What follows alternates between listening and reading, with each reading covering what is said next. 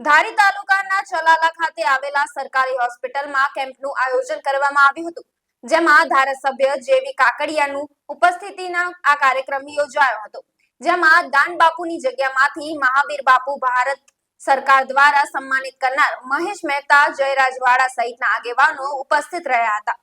ત્યારે દીપ પ્રાગટ્ય કરીને કેમ્પનું ખુલ્લો મૂકવામાં આવ્યો હતો. આ કેમ્પમાં આસપાસના ગ્રામ્ય વિસ્તારના દર્દીઓ દ્વારા લાભ લેવામાં આવેલ હતો.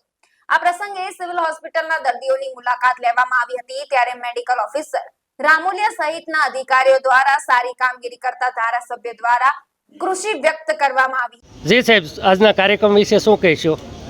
જેવી કાકડિયા, ધારાસભ્ય ધારી બગસરા કાંબા.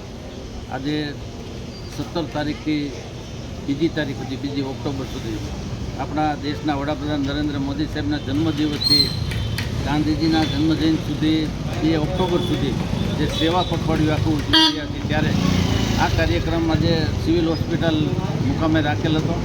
તમામ પ્રકારના દર્દીઓને અહીંયા સિવિલ હોસ્પિટલમાં જે કેમ્પ રાખ્યો છે અને કેમ્પમાં તમામ દર્દીઓની આજે સેવા અત્યારે શરૂ છે અને હોસ્પિટલની પણ મુલાકાત લીધી. આ કાર્યક્રમમાં અમારા દાન મહારાજની જગ્યાના લઘુમંત શ્રી મહાવીર બાપુ, અમારા ગાયત્રી ધામના સંસ્થાના વડા એવા માનની શ્રી મહેશભાઈ, અમારા નગરપાલિકાના પ્રમુખ માનની શ્રી ભૈલુભાઈ, પછી જયરાજભાઈ ઉપસ્થિત, પરેશભાઈ, અમારા બિશુભાઈ માલા ઉપસ્થિત તમામ આગેવાનો સાથે આજે સિવિલ હોસ્પિટલની પણ મુલાકાત લીધેલી.